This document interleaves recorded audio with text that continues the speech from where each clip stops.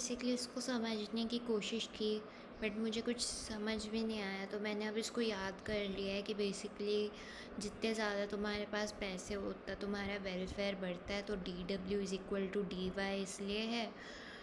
Total ये perfect competition में ही है बस, ठीक है। टोटल इनकम और टोटल वेलफेयर एक बराबर है। वही हमने अभी बात की कि इनकम और वेलफेयर एक है।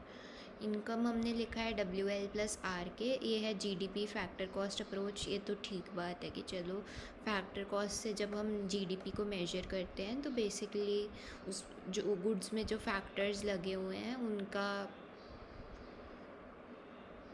उनको बेसिकली जो पेमेंट की जा रही है वो आपने ले लिए, ठीक है। तो वो तो ठीक है। टोटल वेलफेयर अब इन्होंने लिखा है P1x1 + P2x2। वही फिर वेलफेयर इनकम के बराबर है और P1x1 + P2x2 भी इनकम ही है। तो उस लॉजिक से कह सकते हैं GDP फाइनल गुड अप्रोच हो गया ये, है ना।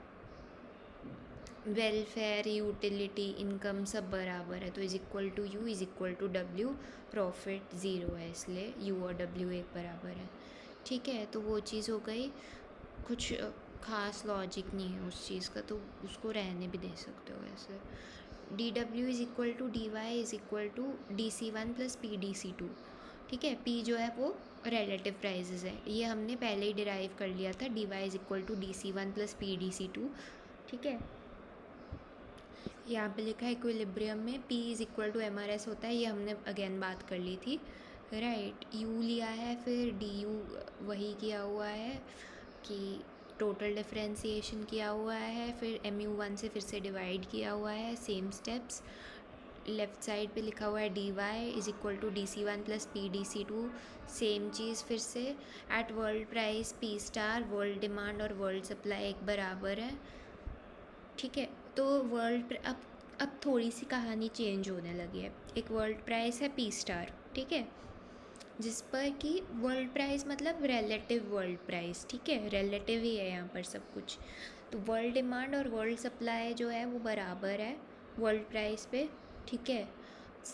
तो अब इन्होंने क्या लिखा है कि इन्होंने इसको ऐसे लिखा है कि C1 + P, ये जो है C1 + P*, C2=X1 + P* X2, ये world demand equal to world supply से आ रहा है, ऐसा सर ने लिखवाया है, राइट। बट मेरे लॉजिक के हिसाब से जो मैंने बुक से पढ़ा उसके हिसाब से मुझे ऐसा लगा कि ये वॉल्यूम ऑफ ट्रेड से आ रहा है, मतलब बैलेंस ऑफ ट्रेड से आ रहा है, क्योंकि इन्होंने देखो इसके बाद ये लाइन लिखी हुई है, at world prices value of home countries consumption bundle exactly equals value of its production bundle. तो यहाँ पर हम पूरा एनालिसिस सिर्फ होम कंट्री के लॉजिक से ही कर रहे हैं, तो हम पूरे वर्ल्ड का डिमांड और पूरे वर्ल्ड का सप्लाई की बात ही नहीं कर रहे हैं यहाँ पर। तो तुम्हें जैसा सही लगे जो लिखना हो वो लिख सकते हो। मेन चीज़ है इक्वेशन लिखनी, तो वो सही से लिखना is more important than anything else, ठीक है। तुम बस सीधा सीधा ये लिख सकते हो एट वर्ल्ड प्राइस P* ये होल्ड कर रहा है। कैसे क्या, तुम world supply equal to world demand भी लिख सकते हो, क्योंकि चेक तो सर ने करना है पेपर। फिर टोटल डिफरेंशिएशन कर लो तो क्या होगा, DC1 प्लस का P*, DC2, इधर प्रोडक्ट रूल लगा है, राइट साइड में भी प्रोडक्ट रूल लगा है। अब क्या कर रहे हैं कि आगे के स्टेप्स बेसिकली जो बुक में है वो एग्जैक्ट सेम है, बट नोटेशन सर वाली सेम रहे, इसके लिए पर्पस के लिए मैं चेंज नहीं करा रही हूँ, ठीक है। आगे क्या किया हुआ है बेसिकली, लेफ़्ट साइड पर PDC2 ऐड किया हुआ है, सब्ट्रैक्ट किया हुआ है।